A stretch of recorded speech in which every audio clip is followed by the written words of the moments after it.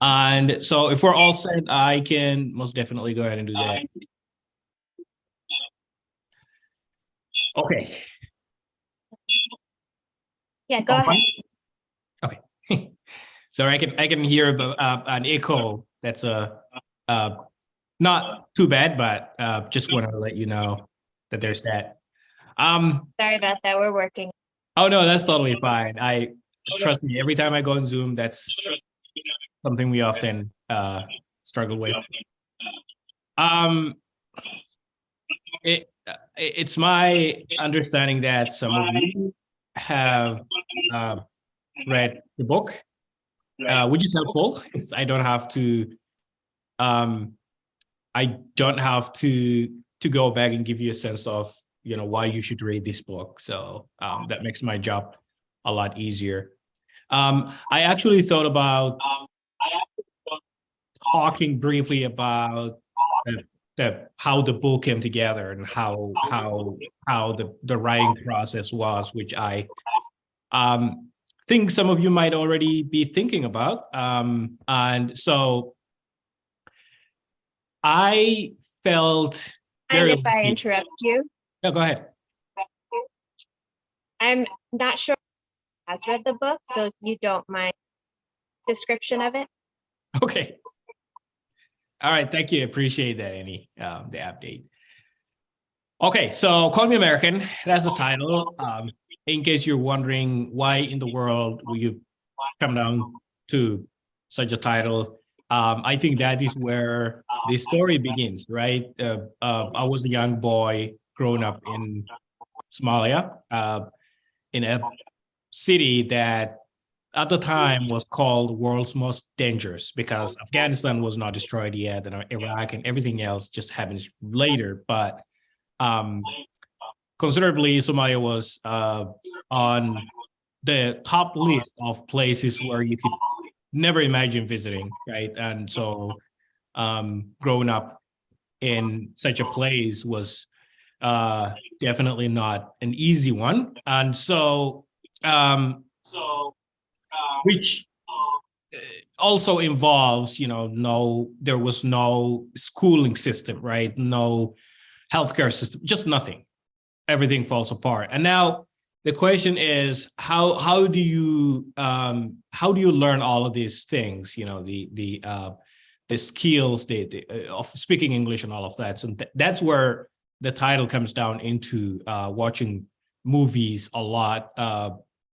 Pretty much 7 movies over and over and over until I was able to speak English, not pretty well, but at least some English, right? Which would open the doors to grammar and reading more books and eventually, one step at a time, getting to know more and more English. And so that is where it came from. That is when I thought, if my friends nicknamed me Abdi the American, just because of the being able to learn English from the movies. And so that is where the title of the book actually comes into. Now, fast forward, it's not been until 2015, actually, when the idea of writing a book out of my memory came into place. And the biggest encouragement came from a radio story that I worked with.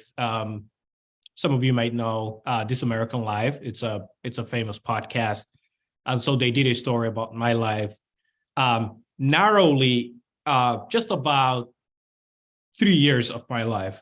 Winning the visa lottery in Kenya. And if you don't know what the visa lottery is, I would most definitely recommend that you read the book, because you get a sense of, there are so many crazy ways that people can migrate into the United States. So the radio story was more about winning this lottery and going through the American immigration system, which involves a lot of you could say security background and background checks, and which particularly aims at people from certain backgrounds. And so I've really felt stranded in this system for a bit, but I had to fight. So that's what the radio was more interested in, just a man who's fighting for his own visa to get to the United States. And that show has hit very well, that we actually, within a month or so, we were talking about making a movie out of it and also writing a book. And so that is where I found this opportunity of publishers very interested in turning this whole story of one man growing up in Somalia, moving to Kenya, becoming a refugee, and eventually getting a visa lottery to move to the United States. And so those are the stories that you hear in the book, and it's more of a chronological. I walk you through these different years, age 5 through 10. There are a whole lot of things that are happening, and then into the teens, and then until I become an adult, which comes with its own problems. In Somalia, unlike the problems that you're thinking about facing here in the US, you finish high school, now what? Which college do you go to? But that was not at all the case for me at the time. It was more of a, you're an adult, and there's you either have to join an armed group or you leave. So there's 2 options, and I took the later, which is just leave to save my life. And that is, by the way, exactly why I left Somalia. And I didn't know where I was going to end up in. So in case you're wondering, did you leave your homeland, your country, Somalia, knowing that you're going to come to the United States?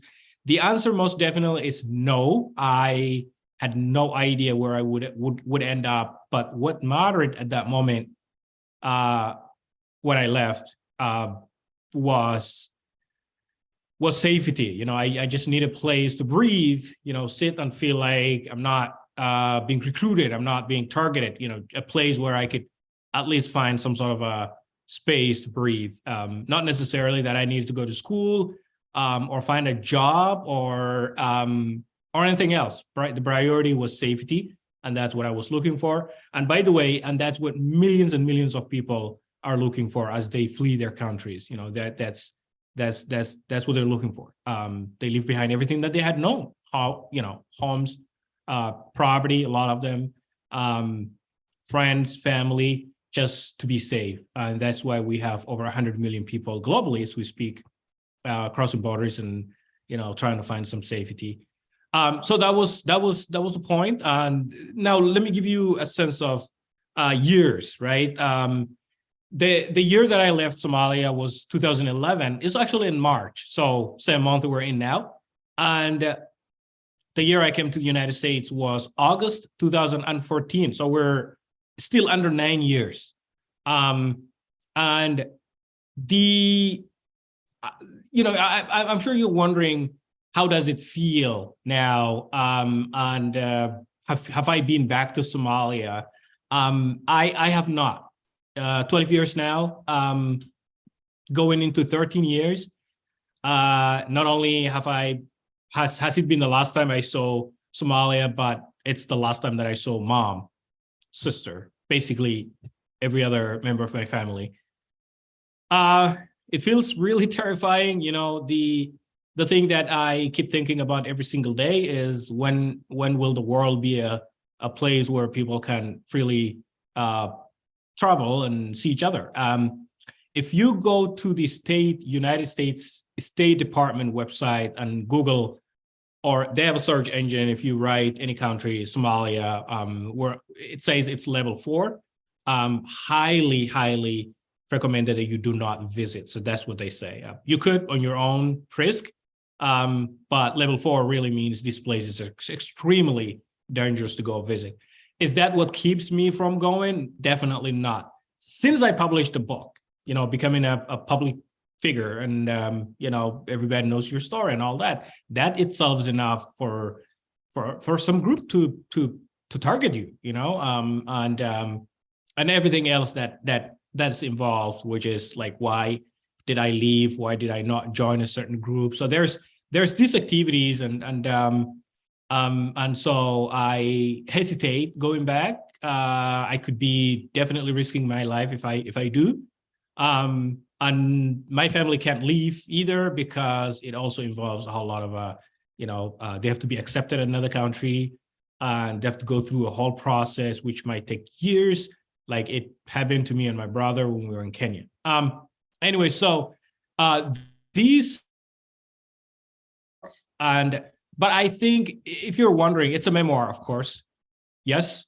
Why should you read such a book? Why do you really take the time to read such a story? And I've received similar questions a lot as I have spoken at schools, college, high schools, and different groups in this country as I traveled for the book. I think number one, there is this general misconception of newly arrived Americans, people like myself. The media portrayal is obviously not what we are. The word refugee is most definitely not what you think we think, right? We're not thinking as you're thinking, asylum seeker and all of that. It seems like the word, the human word is completely taken out of it as you observe all these stories that you hear about people who are migrating and moving into the United States. So number one, it was just to highlight those human stories. I know for so many Americans who may not have traveled elsewhere, who grew up in their communities, just wonder, what does it look like for a young boy growing up in Somalia? What do you do? What kind of fun do you have? What does friendship mean to you? Well, if you don't have any school, how do you take care of yourself? And I think there was a great question in what I've received by email, which included trauma. Trauma itself, as it looks like, trauma happens to anybody. It happens to the troops when they go out and come back, right? But it would also be amazing if you hear it from our end, right? I see trauma not necessarily the way you see it. I understand the definition is the same. We're going through nightmares, we're going through horrible, memories. But obviously, as you read this book, you will come to the conclusion that sometimes we can embrace the dark memories that we go through. Sometimes those become the leading, path, that takes us to who we want to be. Right. And so those are the kind of things that you actually get from the book. How do you build your life after going through all of that? How do you recover from the trauma? If you cannot recover from the trauma, how do you actually live with it? How do you connect the world? What are your tools and thoughts that brings you this new world? People cross continents and oceans, and how do you really collect all of those? Well, I'm hoping that you might be able to read. It's just 16 chapters. We're talking about a few years in Somalia, a few years in Kenya, and a few years in the United States. You might, on chapter 16, which is where the book ends, you come across my reflection or experiences brand new into the United States. A lot of it in the state of Maine, which is where I came. So I haven't really traveled elsewhere. So if you are somewhere else in the US, West Coast, Midwest, I have not really experienced those. So you might not hear a lot of those experiences yet. And this is where my second book comes in, which is not out yet. And sort of like traveling and figuring out America pieces at a time. Now, so I think with that, I usually appreciate getting more questions,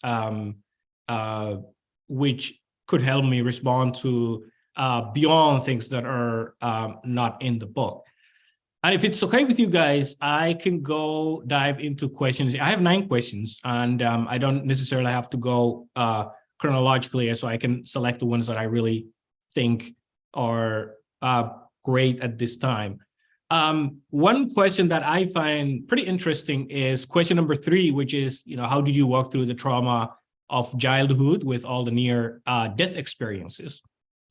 And losing beloved family members. I lost a sister who should be 26 years old today. She died basically, from malnutrition, as we were homeless, and my mother was heavily pregnant when we lost our house. And so it's a trauma. It's a trauma that never ends and never going anywhere, because it was my brother, who's a year older than I, who lowered our young sister, into her grave. And so how do you forget that when you are 8 years old, right? It's terrifying, and it's sort of like imprinted in my it's scar, I would say. But interestingly enough, even though that has happened, I feel very lucky, incredibly lucky, as one of the Somali families who still has his mother around. Every friend that I have now lost their mom or their dad, right? So I feel extremely lucky to really have mom around. Well, I haven't seen her for 12 years, but she's there. We're able to speak on the phone.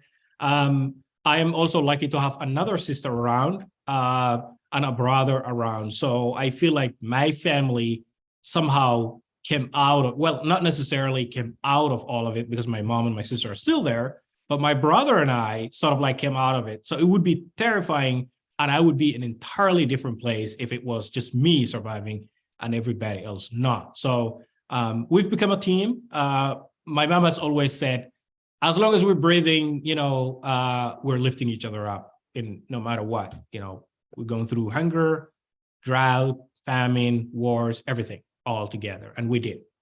And so 2023, things are different, of course. But if you look, I mean, the famine is back in Somalia. It's wiping out parents and just leaving a lot of orphan kids. It's killing kids, leaving parents, without children and all that.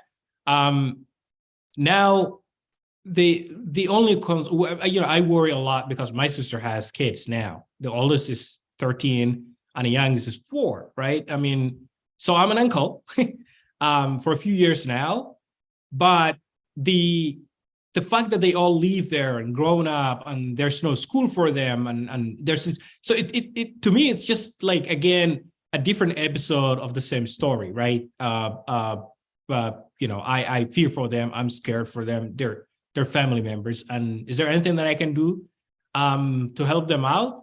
Of course, yes. Now that I'm here, and as long as I'm working, I wire money back home so that they can at least have food on the table and have a roof over their head and clothes. And that's what they do. So it's working out. It's working out totally fine. And the childhood trauma is not going anywhere. Just in case you didn't know, I was told by my therapist a few years back. She said, well, childhood trauma is a scar.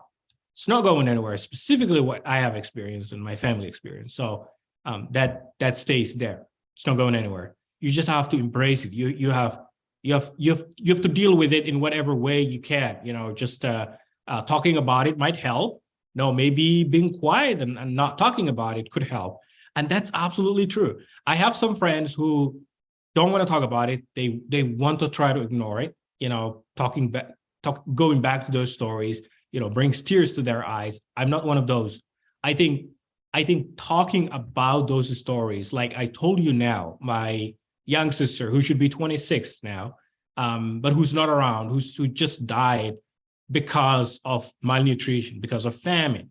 Talking about her, I believe, humanizes her story, humanizes my story. And I also believe it bonds me more to my dead sister a long time ago, right? I feel like I'm here connecting, communicating with her, because now some of you know, because I'm saying it. So at some point, if she ever comes back, I'm sure she would most definitely say, thank you. I appreciate that you did not forget about me. So depends on who you talk to. There's no one way. And like I said, so many friends that I have think that I'm crazy talking about these stories. They would rather be quiet. but I don't. I like to talk about them. Now question 4. By the way, you guys need to let me know if you are interested in asking a question. You could definitely interrupt me if you want to. And I don't have to answer every question here. I know some of you might have questions, so please raise your hand, or I'm not sure if I can see you well, but you can let anybody know that you have a question, and that will not at all interrupt me. Any question before I go to question 4? Does Nope. anyone have any questions? Hold on, let me just check one thing. Oops. Just want to change the view really quick so I can just see everyone. Sure. No hands are raised, so we'll continue. Okay. Oh, you want to ask a question? Okay, hold on. We have one question here. Go ahead, Lee. Can you hear me? So I listened to some of your interviews from NPR, and someone asked you about how your perception of the United States is, how it changed since you've been here. I think this country tries to project itself as exceptional and perfect in every way, but has your perception of this country changed from your idealization before you were here? That's a great question, and you're right. When my book came out 2018, I've been asked similar questions, and I think it's a process. You know, America is such a place that I feel like I'm learning at least a new thing every time. Could be a year, could be a month. You know, there's a whole. So the short answer to your question is definitely not. You know, America is not as I thought it was.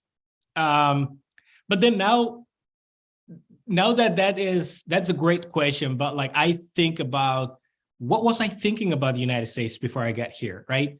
What was my perception as a kid growing up in Somalia, and what was it like when I was watching movies obsessively, even in the Kenyan refugee camps? Like, how did I see America? So let's take it in sort of like different parts here. So part 1, I think I wanted to get to the United States to better myself, right? Go to school, become the first member of the family, to build this new future. And I think that's the American dream for everybody. I mean, even look at the stories that you might hear from your own neighbors, you know, from Scotland, from Ireland, from Congo, from anywhere, right? You know, my parents got here. They didn't go to school, but they worked really, really hard to get me through school. And then so now I'm a doctor. Now I'm a professor. You know, you could just I think that is the dream of every young immigrant or refugee before you get here. You know, it's just to get here, really work hard, really go to school, get a degree, and build your life. Which also, building your life also means, to so many of us new immigrants, changing the lives of money, right? Like I said, sending money to my mother has changed their lives for good.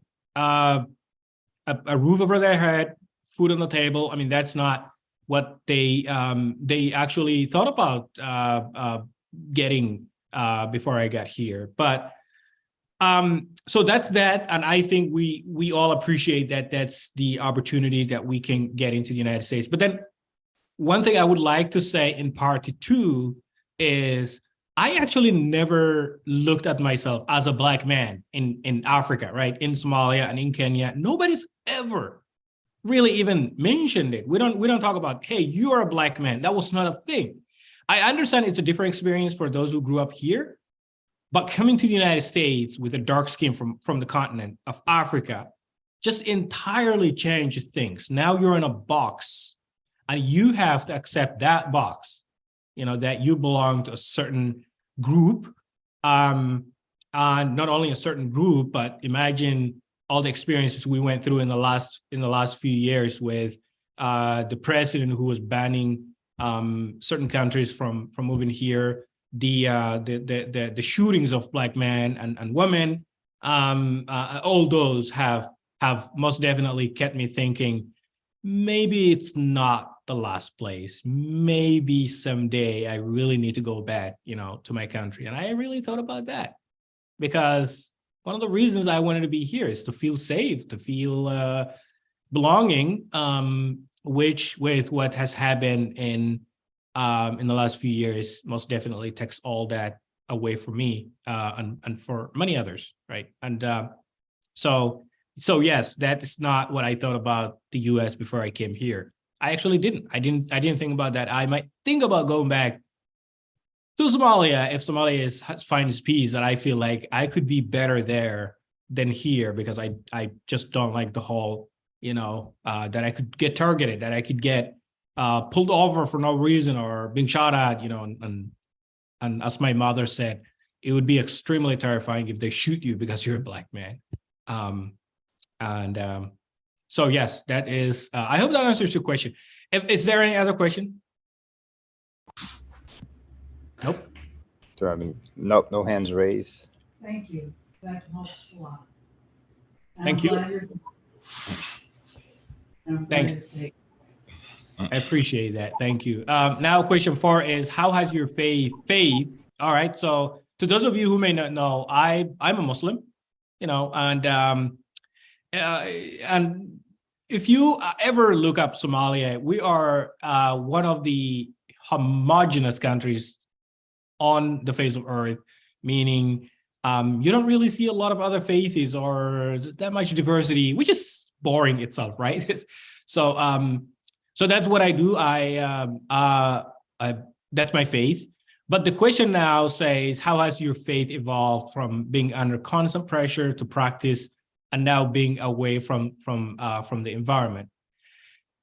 The person who wrote this question really knows the book, because in Somalia, even though everybody that I knew was a Muslim, but then again, you could get targeted for not being enough Muslim, right?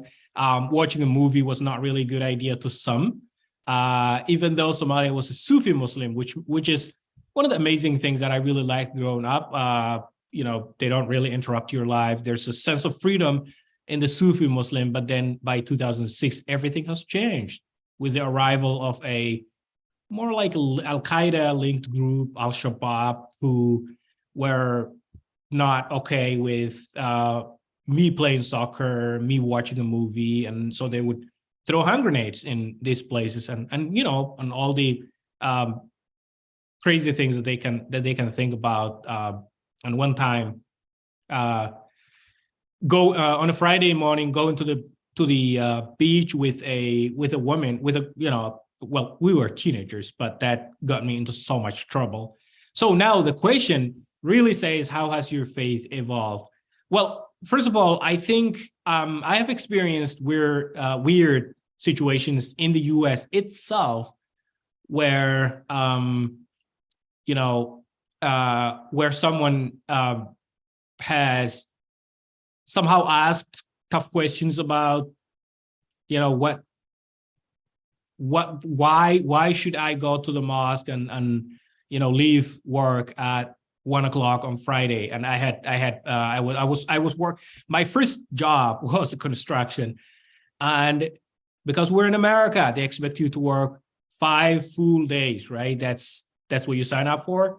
I asked if I could get a couple hours break on Friday, because Muslims, we have to be together, to go to the mosque, which was 20 minutes drive from where I worked. And I really had issues with the boss. He didn't, much understand. And I have even offered, if I wanted to work extra time, to show up on Saturday, because I wasn't doing much. So, but I needed those 2 hours to connect with my community, because Fridays, it's just not about Friday prayers. It's connecting to the community, getting together, catching up on how things are going. And that's what I think I appreciate about the freedom that I have in the US, going to worship at any time, anywhere.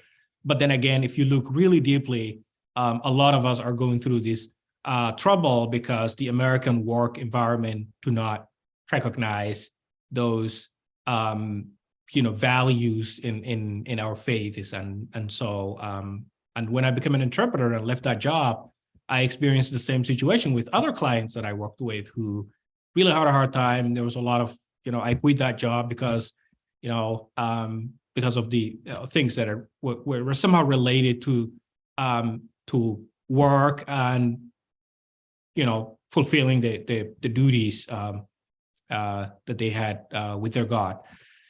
And so yeah, you could say, there's definitely a sense of freedom in terms of you could freely worship. Nobody will pull you out of anywhere.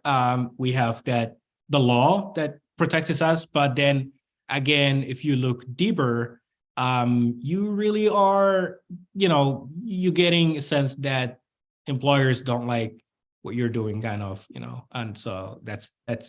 I hope you understand what that really means. Now I'm going to jump into question number 6, which says, what has been the most rewarding part about telling your story? Amazingly enough, I think the most rewarding part of it is just getting my family's story out into the world. My mother, who never left Somalia, who was a nomad girl who never expected that even the neighbors in where we grew up would know her. Now, thousands and thousands of people know about her. And that is, I think, definitely rewarding. Not only about her, but that we're really somehow informing and educating the world about issues that I have covered in the book. Let's see. Before I jump into, you can definitely post if you have a question. Post on the chat. I think that would be a lot easier to go through.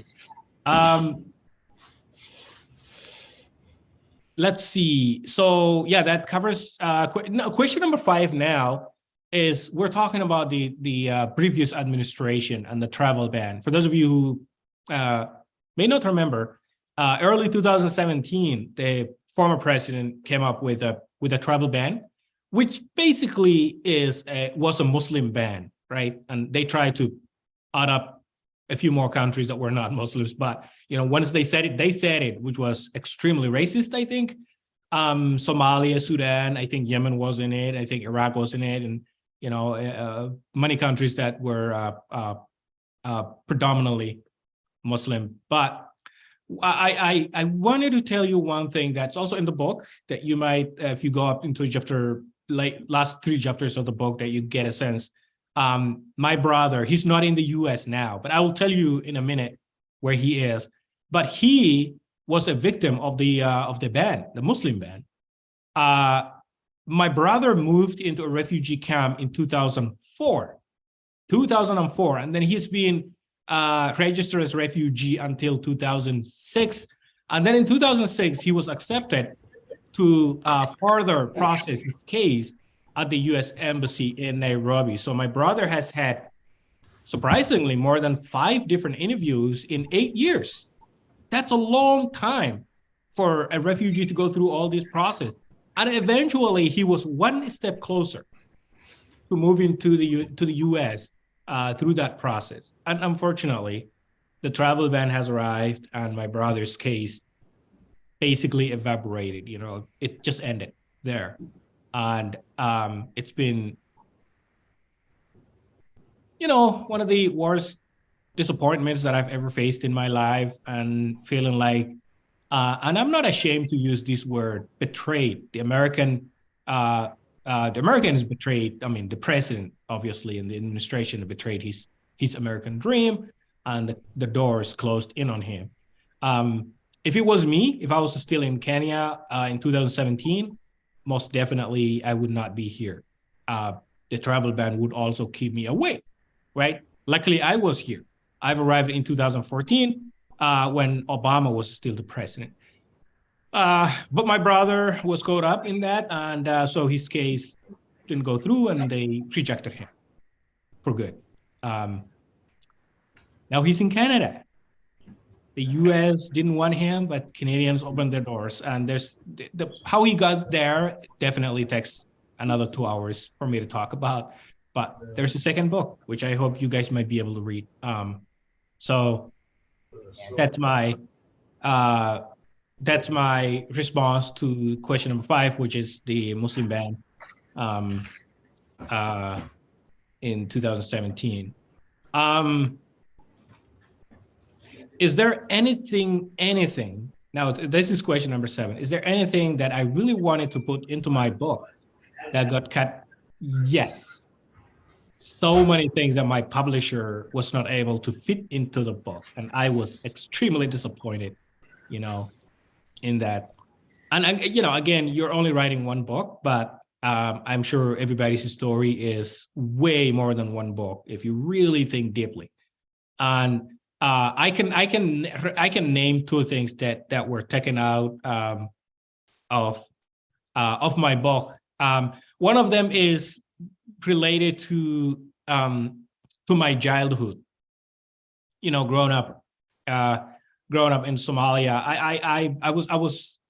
I was still trying to get to lay out, like give a whole lot of description to the reader about what Somalia actually looked like.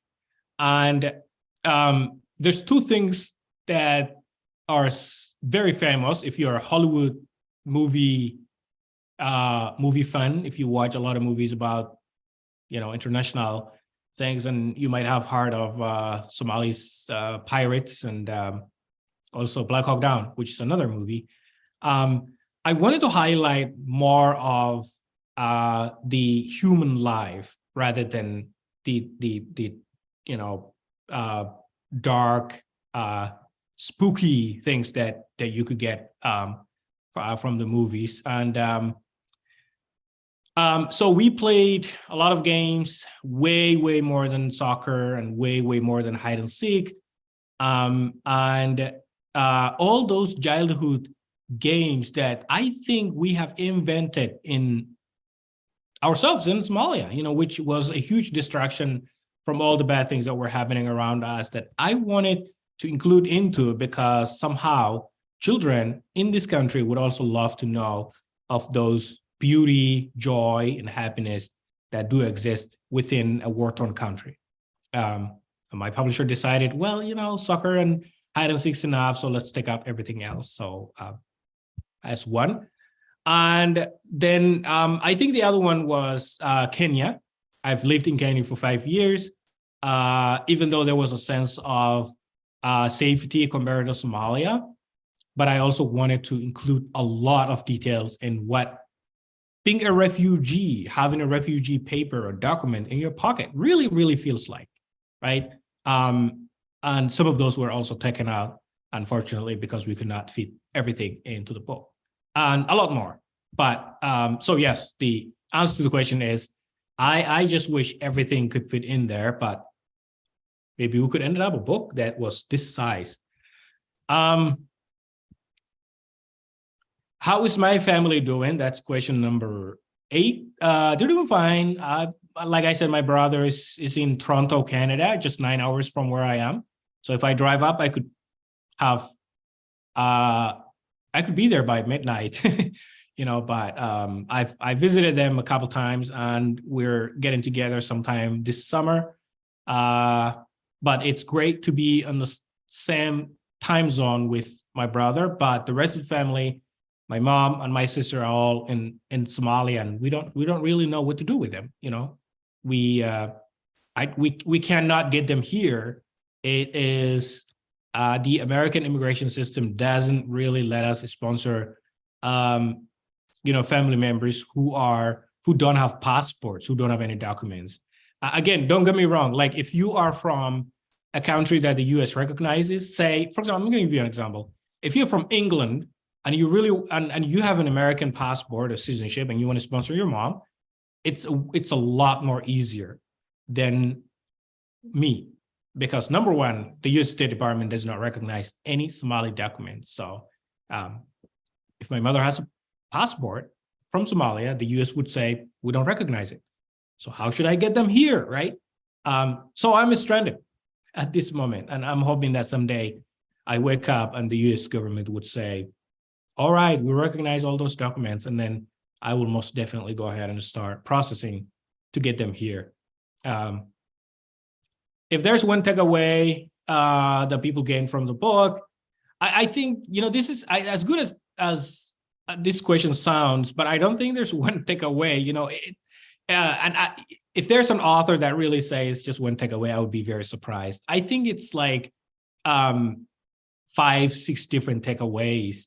But if there's one that I could come up with on top of my head, would just be that you should most definitely appreciate the experiences that people have, like myself, that we go through, and somehow learning from that, and that is one takeaway. In other words, if you have a parent who says, no, we shouldn't let immigrants come to this country, just read this book and now see what you think, right? Now let me go back to question number one, which I somehow missed. Why were you drawn to America more than anywhere else? Well, should I say, and I'm not really embarrassed to say this, but can we say that America's music and movie industry are way ahead than anybody else? And I've never watched a French movie, or I've never listened to a German music. I mean, they don't exist. But like in Somalia, every kid at least when I was growing up, every little kid knew who Tupac was, who Martin Lawrence was, who Will Smith was. I mean, we all know it. We don't know them as Americans. We know them as like these humans that do exist and create music and make movies. By the way, I was very surprised moving into Maine and like questioning my neighbors, and no one knows, or had, I know a neighbor right next to me who's never really listened to Tupac. And they're in the US. I mean, this is the country they've grown up. And I was, 10,000 miles away from here. And I memorized almost every single song of these Black American, musicians. And so, bingo, that is most definitely what at least on my experience, sort of like motivated me to think of America as the place where I would feel I needed to go to, thanks to the to this culture. And so I'm sure if other countries had the same thing, I would be thinking differently. But America was, I think, the leading industry. I'm not sure if it's now, but at least when I was growing up, hip hop was just a thing. And Hollywood movies is how I learned, English. So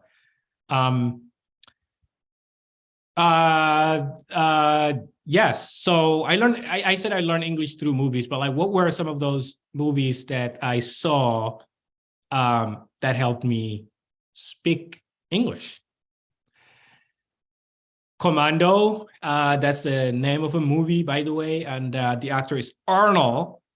You guys know this big, now he's old, but like we're talking about 80s and 90s.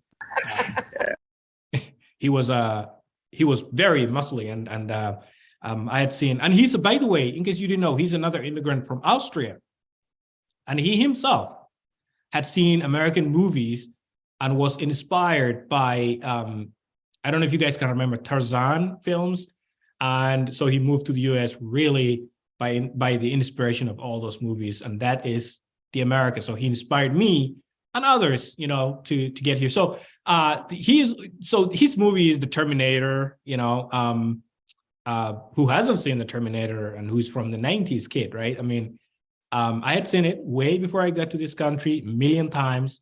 And Bruce Willis movies, Denzel Washington movies. But I would say predominantly the Commandos, The Terminator, and Rambo, Sylvester Stallone, for those who know these guys. It's so sad to see them really getting old. I'm honest, but they are a huge part of my motivation and journey. Yeah. Yeah, we're all laughing over here. I can hear that. Does anyone else have any questions? I saw Jean Claire, I think he answered your question about learning English through movies. I want to make sure that everyone has an opportunity also to ask questions. We have this amazing opportunity here.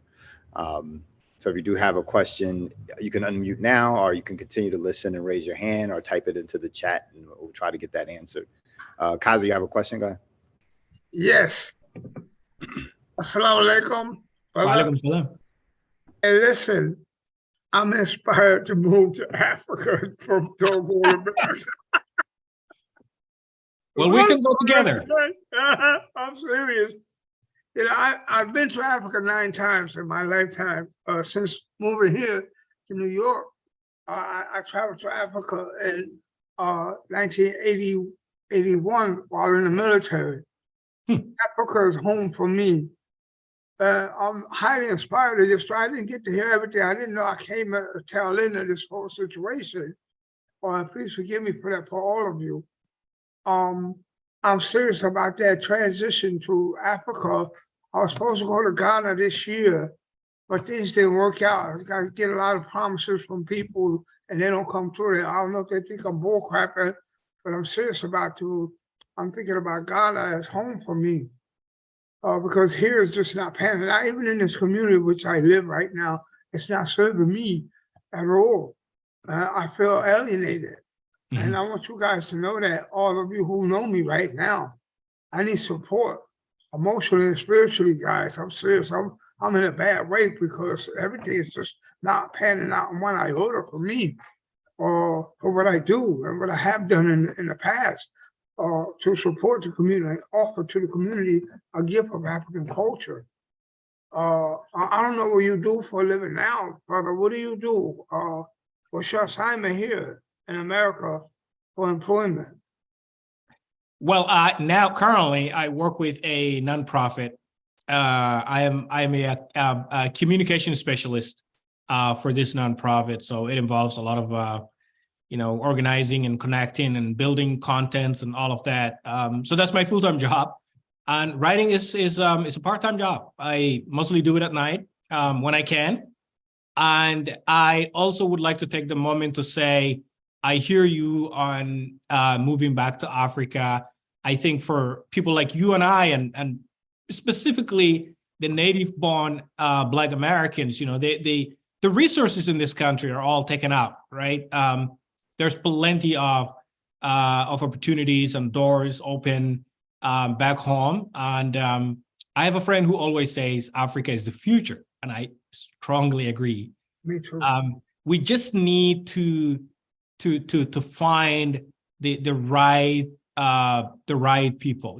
People like you who are thinking, hey, we should most definitely come together, because if the Africans stand together, I don't know if you heard, Gaddafi was the Libyan president, and he had this vision of creating one passport in the entire African continent. And as a kid, I was thinking, this is brilliant. I really wanted this to happen. And then they took him out. They killed him, right? And they killed Dr. Martin Luther King. They killed Marcus Garvey. They killed all these people who tried to unify us as human beings. Let me share this with you guys. The other day I was in friggin' Gleason's. I'm singing the old Beatles song, All You Need Is Love. And right after I see that song, they tell me I had to leave. Right. I'm saying all we need is love, and they're gonna tell me I have to leave. Oh my goodness. The unity that's needed right now for us as human beings is really highly prevalent on our list of things to be. All right, now we need diversity, we need unity in all cultures. We need to come together again, quote unquote, as human beings to support the causes that's really going to develop our young people. Because they're the most important part of our existence is our young people who have very little inspiration for a realistic life approach to life right now. If they don't have moral concepts and principles taught to them, then when they come in these positions to make decisions about what people who can't do for themselves, and I'm close to it, what do we have to look forward to? as people, Yeah. again, just as human beings right now. Mhm. It's scary to me. And I'm an educator. I taught thousands of people, not only children. And it's hurting me that I'm not doing it right now as much as I Mhm. should. Mhm. Yeah. Thank you for sharing that, Kaz. We'll definitely reach out and have a conversation about it. I think recently there's been this conversation or movement I've been seeing a little bit more.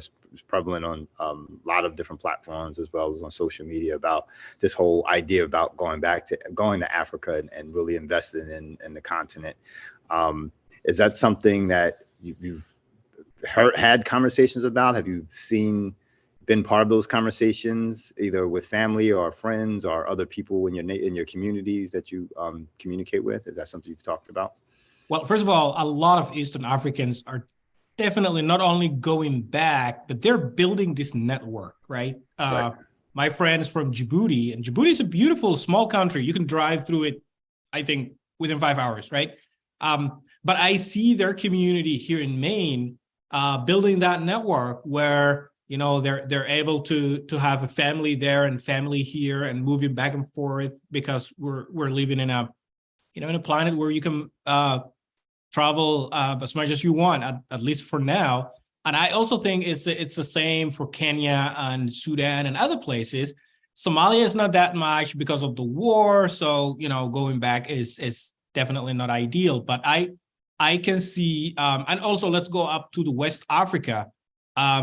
I see the Nigerian community, the Congolese and Ghana.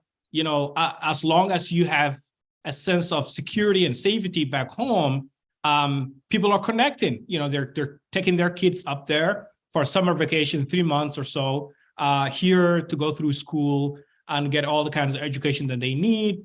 And so I see things shifting. I see things changing slightly better because one of the problems we face in this country is assimilation, for example, where the America's having the kids grow up the way that America wants them, to think. And I think I see I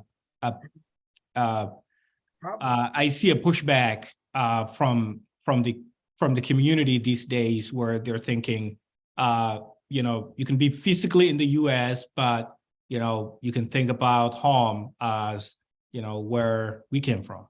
And I think I appreciate that. I think that's a really good point.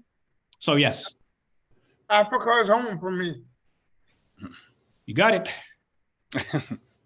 Does anyone else have any other questions or? Yeah, go ahead. So the travel bans that Trump, Can't hear you. Go ahead. Just say it again. Go ahead. the travel bans that Trump put into place are still in force now?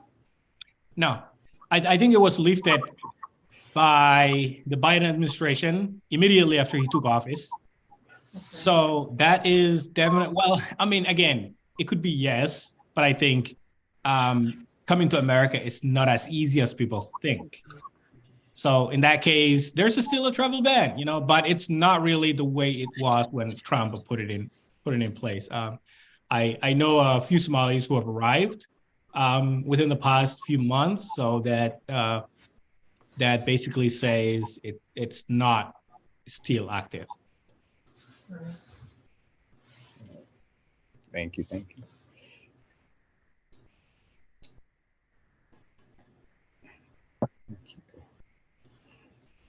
And I'm starting to do a little more research. I just recently did the ancestry and found I have Nigerian roots and things like that. So I'm doing a lot more research now within the last couple of years about different regions of Africa. So definitely something I'm interested in and will definitely be a little bit more active about that and trying to talk to Kazi about that. We're gonna have to make a trip. Yeah, So I'm gonna go to Ghana. I want to plan a trip with, Yeah. I wanted to do it, with some of the educational prospects, but they slammed their door in my face, man. And they hurt because I done told all these institutions in Westchester, Yeah. So I gotta get my foot back into that arena, man, just to do something, man. It's gonna happen. I'm determined. Yeah. That's one of my goals. So go to Africa again. Again, like I said, I've been there 9 Thank times. you. I've been to Africa.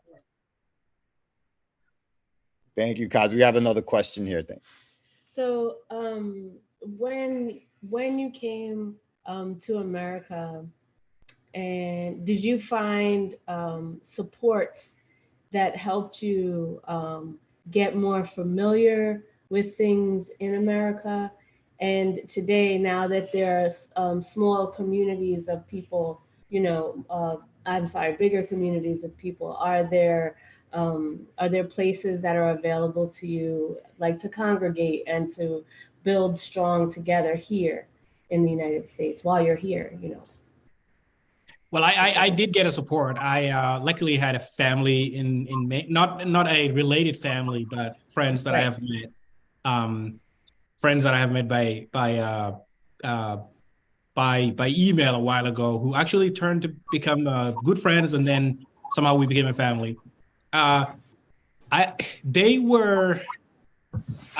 We had a serious conversation in the first week of my arrival, because somehow I wouldn't come down from upstairs. I was stuck in my room and feeling all this weird, you know, homesickness and confused and all of that, right? And so I think opening up to such a conversation and you know, for them to say, hey, if you make mistakes, if you know, overrun the microwave, or if you don't know how things work, don't worry, we understand. And I think the family has traveled quite a bit globally, and so they get a sense of how deeply traumatizing it really feels the first few weeks when you move into a new place. And so they've been supportive, and the conversations helped us work together.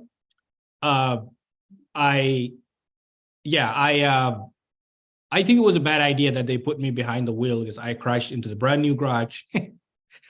But I thought that they were going to kick me out of the house. I said, this is it. I've messed up enough. You know, you cannot just destroy that 6,000 brand new garage construction, and now you're in trouble. But they actually said, it happens. We can fix it, but be careful.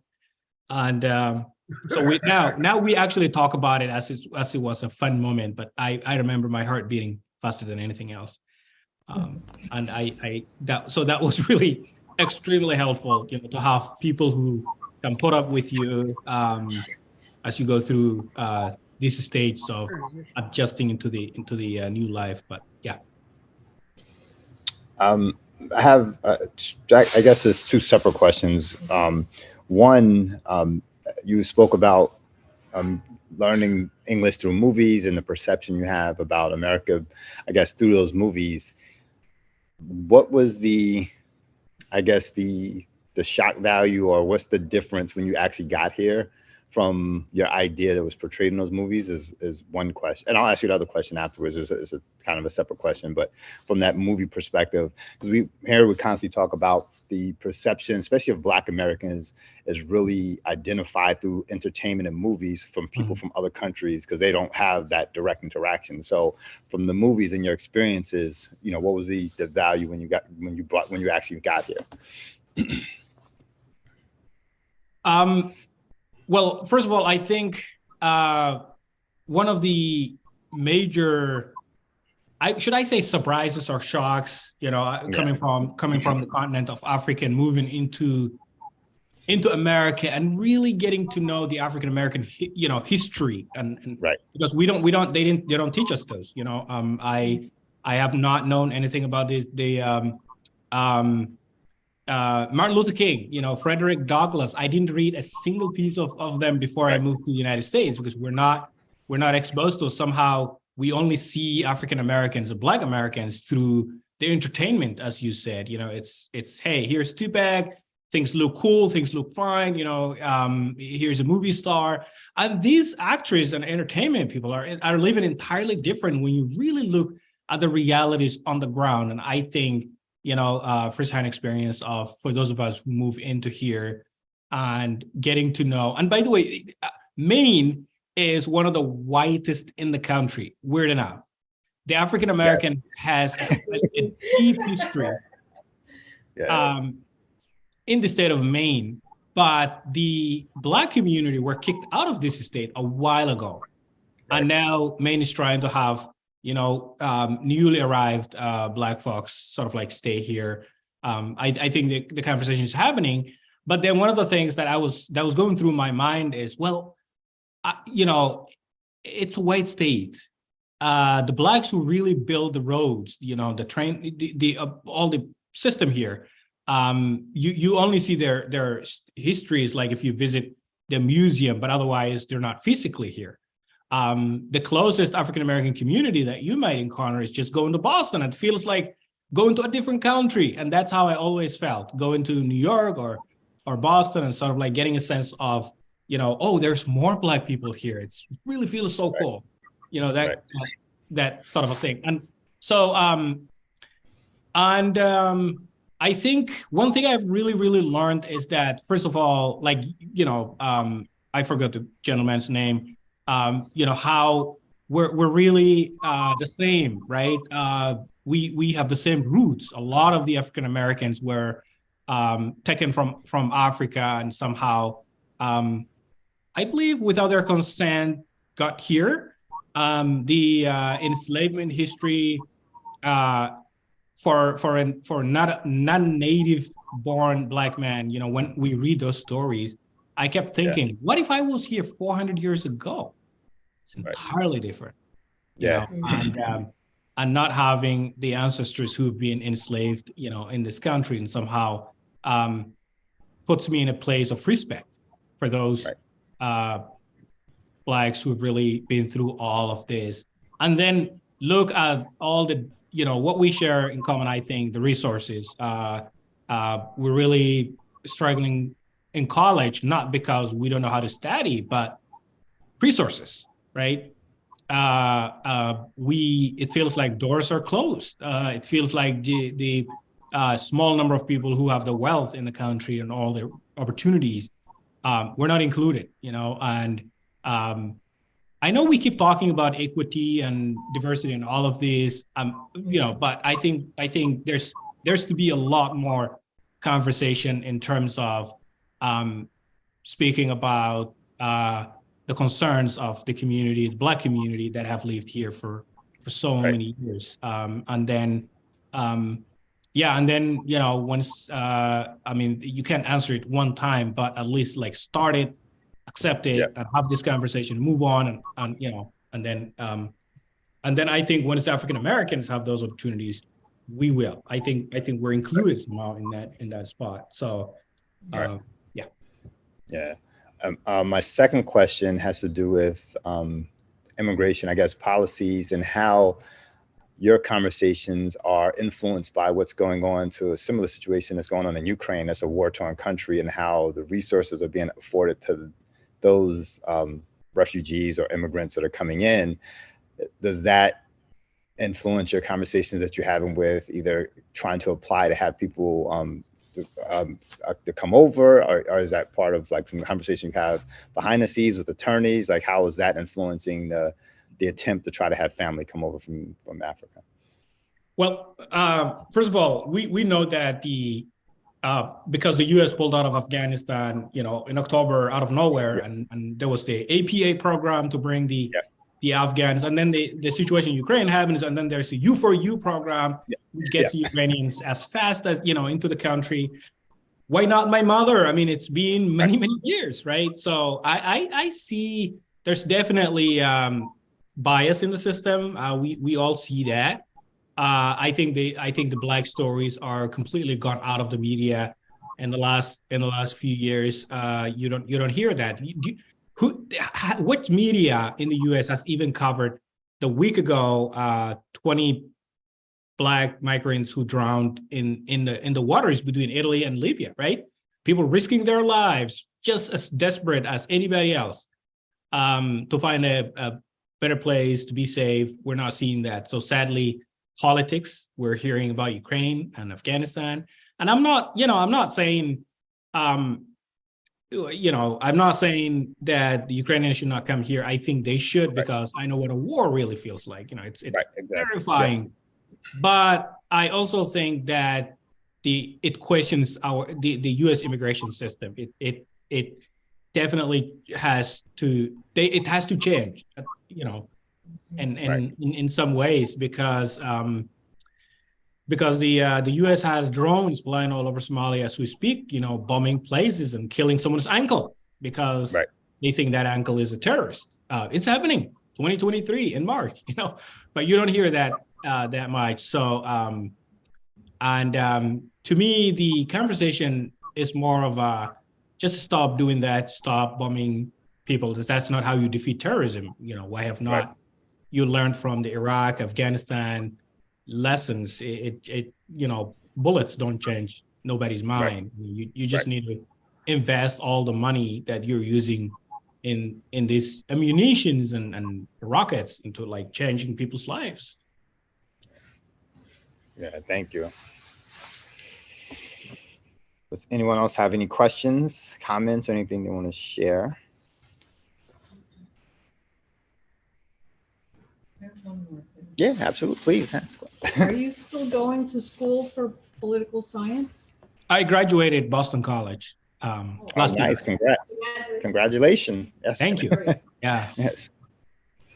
That's fantastic. We need people like you. Well, thank you. Thank you. I appreciate that. Yeah. I don't think I have any other questions. You answered all of Annie's questions, and she's extremely grateful. She says thank you for that. Does anyone else have any questions or anything you want to share? Well, on behalf of everyone on the call, I want to say thank you for your time. We really appreciate it. An amazing opportunity to have you on the call and share not only your story, but also your thoughts behind some of the stuff that's going on in the country and your views of it. So we definitely appreciate that. So I just want to say again, thank you for your time, and everyone, please, whatever, a round of applause or thank you to Abdi for joining us. So, and if I don't know if you have any last words or anything you want to share before we sign off. Oh no, I actually appreciate all the questions, and I think it was less stressful than I thought. So thanks, guys, for making it easier. All right. All right. Thank you. Thank you. Thanks, everyone. Bye now. Bye. Have a good one. Have a good day.